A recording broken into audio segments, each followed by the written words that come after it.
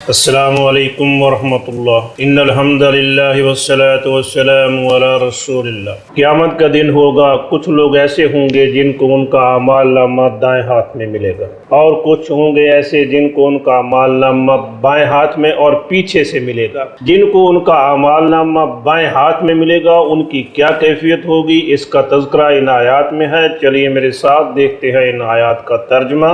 اعوذ باللہ من الشیطان الرجیم، بسم اللہ الرحمن الرحیم۔ وَأَمَّا مَنْ أُوتِيَ كِتَابَهُ وَرَاءَ ظَهْرِهِ وَأَمَّا اور اما جہاں تک بات ہے من اوتیا، من اس شخص کی، اوتیا آتا اس نے دیا، اوتیا وہ دیا گیا، پیسے وائز مجہول ہے۔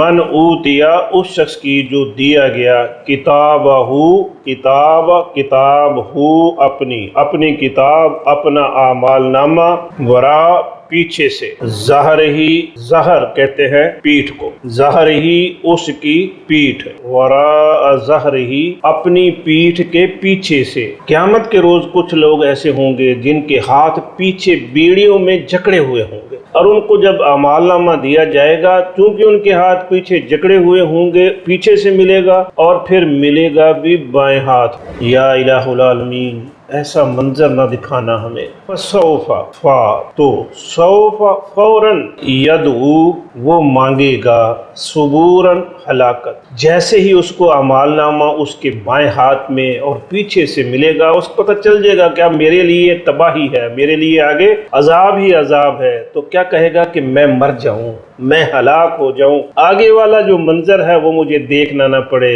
لیکن ایسا نہیں ہوگا، آگے اس کو جانا ہی پڑے گا۔ وَيَصْلَى اور یصلا وہ داخل ہوگا، سعیراً بھڑکتی ہوئی آگ میں۔ ترجمہ ایک بار پھر دیکھ لیجئے۔ وَأَمَّا اور جہاں تک بات ہے من اوتیا اس شخص کی جو دیا گیا، کتابہ اپنا اعمال نامہ، وراء ظہرہ اپنی پیٹھ کے پیچھے سے، فسوف تو فوراً ہی، یدعو وہ مانگے گا، ثبوراً ہلاکت، ویصلا اور وہ داخل ہوگا، سعیراً بھڑکتی ہوئی آگ میں۔ یا الہ العالمین، قیامت کا دن ہو، اعمال نامہ دائیں ہاتھ میں ملے۔ وما توفیقی الا باللہ۔